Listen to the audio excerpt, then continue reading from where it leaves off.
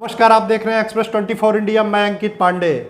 इस समय पूरे प्रदेश में एक एसआईआर की प्रक्रिया चल रही है, जिसको लेके लोगों के मन में बहुत सारे सवाल हैं, जिसके जवाब अभी तक लोगों को नहीं मिल रहे हैं।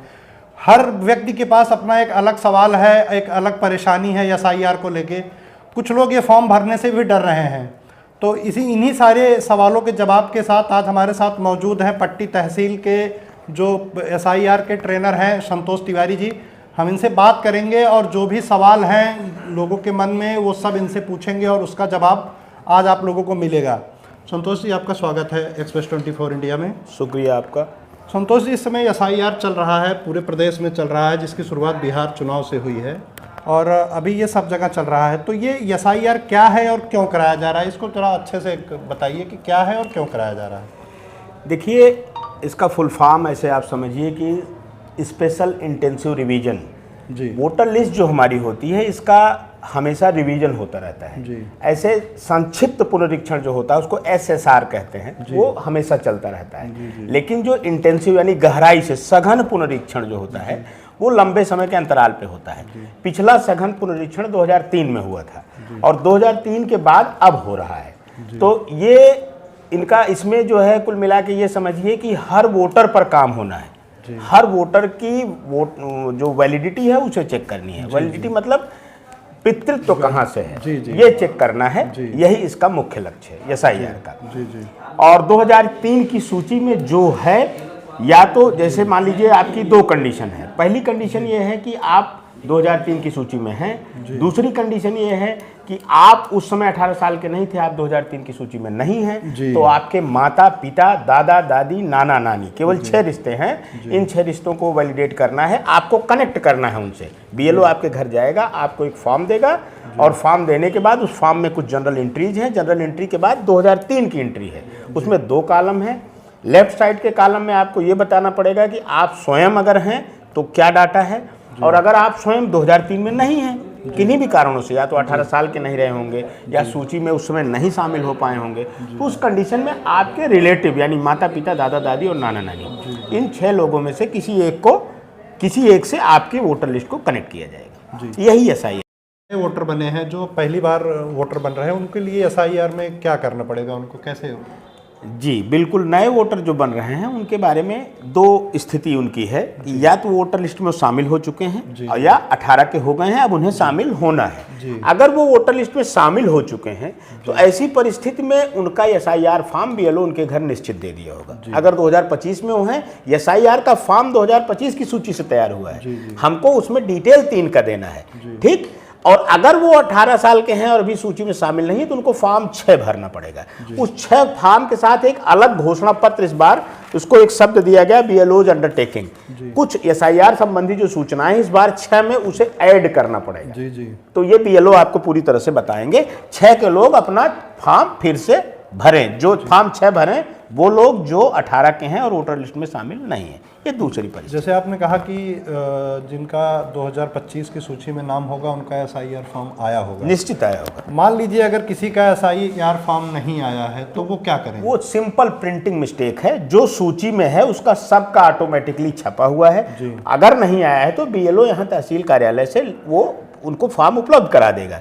ऐसा नहीं हो सकता कि किसी का 25 में नाम हो और उसका फॉर्म ना आया हो। ऐसा केवल एक टेक्निकल एरर हो सकती है, छोटी मोटी, मैं इसको नहीं कर रहा हूँ, लेकिन निश्चित आया है। इस पूरी प्रक्रिया में बीएलओ की क्या भूमिका है? बीएलओ का मेन देखिए, क्या है? बीएलओ रीढ़ रज्जु हैं, मतलब स्पाइनल कार्ड हैं इलेक्शन कमीशन के, इसमें कोई दो राय नहीं। बीएलओ बहुत मेहनत कर रहे हैं और जनता से अभी लास्ट में मैं आपसे अपील भी करूंगा।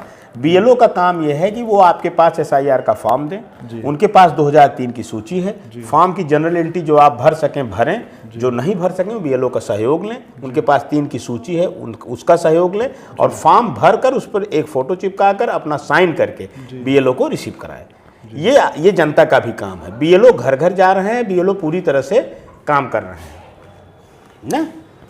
ये बीएलओ घर घर जा रहे हैं, पूरा काम कर रहे हैं। तो इसमें एक जो बीएलओ लोगों में जो एक समस्या ये आ रही है कि क्या बीएलओ को मोबाइल नंबर और आधार कार्ड देना अनिवार्य है या नहीं? एसआईआर के फॉर्मेट में क्योंकि कुछ लोग ये कह रहे हैं कि आधार मैंडेटरी नहीं, आधार दिया भी जा सकता है, नहीं भी दिया बिल्कुल सही है। तो अभी इसमें क्या आधार और मोबाइल नंबर और इपिक जी कार्ड नंबर, ये तीनों अभी वैकल्पिक हैं जी ना, आप दे भी सकते हैं, नहीं भी दे सकते हैं। बेहतर है कि लोग अपना आधार नंबर उसमें दे दें, ये ज़्यादा अच्छा रहेगा। जी जी जैसे एक मामला आता है कि अक्सर देखा जाता है वोटर लिस्ट में लेके कि लोग यहाँ भी अपना वोटर कार्ड बनवा लिए हैं, मुंबई में भी शिफ्टेड हो गए, वहाँ भी बनवा लिए हैं, या जो मृतक हो गए हैं उनका कटा नहीं है ना। जी तो देखिए, इसके लिए क्या नया है इस बार? जी 3 चीज़ें हैं, जी डुप्लीकेट, मृतक और शिफ्टेड। शिफ्टेड, जी। इन तीनों का पूरा बीएलओ ट्रेंड है हमारे। वो लोग जो है बिल्कुल, जो मृतक हैं उनका कैसे ऑनलाइन किया जाना है, उनका भी ऑनलाइन होना है। अच्छा। फॉर्म उनके घर या तो कोई नहीं है तो या तो चस्पा होगा या उनके दरवाजे के नीचे से डाला गया होगा। जी। और हमारे अगर वो नहीं देते हैं, वापस नहीं आता है, तो एक ऑप्शन बीएलओ ऐप में बना है अनकलेक्टेबल, हम उसमें डालकर उस फॉर्म को पूरी तरह से ऑनलाइन करेंगे। ऑनलाइन की प्रक्रिया इनके साथ भी है। अब ये फॉर्म पूरी तरह से वोटर लिस्ट की दुरुस्तीकरण का पार्ट बन जाएंगे। जी आगे क्या जो मतदाता है जी। वो इन सारी प्रक्रियाओं को बीएलओ के माध्यम से ही करवा सकता है, या ऑनलाइन डिजिटल इंडिया के हिसाब से ऑनलाइन भी इस कार्य जी, को किया जा ऑनलाइन भी सकता है? व्यवस्था है। इलेक्शन कमीशन की वेबसाइट पे जाकर ऑनलाइन अपने भाग संख्या को ढूंढकर वो कर सकते हैं। लेकिन इस तरह की तमाम टेक्निकल उसमें जाने से बेहतर है बीएलओ के पास जाएं, क्योंकि आप ऑनलाइन करोगे तो भी बीएलओ को ही उसे वैलिडेट करना है। बिना बीएलओ के सिग्नेचर के आपका वोट फाइनल नहीं होगा। तो ठीक है। जैसे ये जो एसआईआर हो रहा है, इसमें जैसे लोगों को कुछ समस्याएं आ रही हैं, बीएलओ से समस्या या और भी कोई समस्या है, उनको कुछ नहीं समझ में आ रहा है या कोई दिक्कत है, तो उसके लिए वो कहाँ शिकायत करें या वो जानकारी कहाँ से जी मिले? बिल्कुल, बीएलओ के पास पूरी तरह से ट्रेनिंग दी गई है। बीएलओ पूरी तरह से ट्रेन है। कोई दिक्कत होती है तो तमाम वोटर हेल्पलाइन नंबर हैं, तमाम चीज़ें हैं, उनमें वो शिकायत कर सकते हैं। लेकिन हमारे बीएलओ पूरी तरह से प्रशिक्षित है। इसमें कुछ भी ऐसा बड़ा टेक्निकल औरा नहीं है जिसे संभाला न जा सके। बहुत सामान्य सी बातें हैं। एक फॉर्म है जिसमें 3, 4, 5 ठीक ठाक एंट्री हैं। जो कोड्स होते हैं, कोड आप सही भरें। 2003 का आपका कोड सही होना चाहिए, चाहे आप यहाँ के निवासी हों या बाहर के निवासी हों। अगर आपके 3 की विधानसभा का संख्या, 3 का उस विधानसभा संख्या में आपका भाग संख्या, और भाग संख्या के साथ आप उसमें किस क्रम पर हैं, यही 3 गिनती आप सही लिखते हैं तो फॉर्म में अगर आपने अक्षरों की कोई त्रुटि भी की है तो ऑटोमेटिक कंप्यूटर से उठा लेगा। एप्लीकेशन एकदम बेहतर चल रहा है।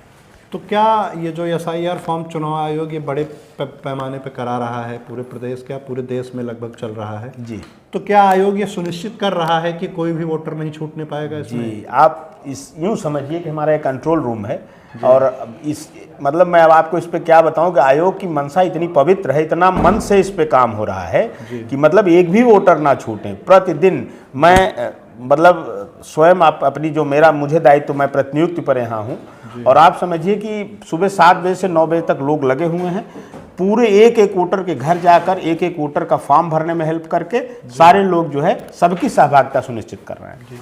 तो क्या आप आम जनमानस से एसआईआर को लेके कुछ अपील करना चाहेंगे? जो जी, बिल्कुल, ये हमारी बहुत जो जनता है, जो हमारे मतदाता हैं, जी बिल्कुल, उनके लिए कोई मैसेज देना चाहेंगे आप? जी बिल्कुल, ये सबसे इम्पोर्टेंट सवाल मेरे लिहाज से है। पहली बात तो ये समझिए कि सभी जनता से मेरी विशेष अपील है कि आप बीएलओ का सहयोग करें। आज बीएलओ आपके घर जा रहा है, बार बार जा रहा है। अगर एसआईआर के इस चरण में आप उसका सहयोग नहीं करते हैं तो इसके बाद आपका वोटर लिस्ट से नाम डायरेक्ट नहीं कटेगा, आपको नोटिस जाएगी, तब तमाम तरह के कागजात आपको उपलब्ध कराने पड़ेंगे, तमाम तरह की समस्याओं से आप रूबरू होंगे। बेहतर है अभी आप तुरंत, जितना देखिए शादी का सीज़न है, खेती का सीज़न है, मुझे पता है सब बहुत व्यस्त हैं, लेकिन 10 मिनट 15 मिनट का टाइम निकालना है, बीएलओ से मिलना है जो आपके एकदम डोर पर है, बूथ के आसपास वो घूम रहा है। आपके पास जो एसआईआर का फॉर्म गया है उस पर बीएलओ का नंबर लिखा हुआ है। आपको कुछ नहीं करना है, केवल उस बीएलओ के नंबर से आप उससे बात करें, बीएलओ की लोकेशन पर आप पहुंच जाएं और उनको पूरी तरह से फॉर्म उपलब्ध करा दें। जी, तो अभी आप देख रहे थे हमारे साथ से संतोष तिवारी, जिन्होंने आपको एसआईआर के बारे में बहुत सारी चीज़ें बताई।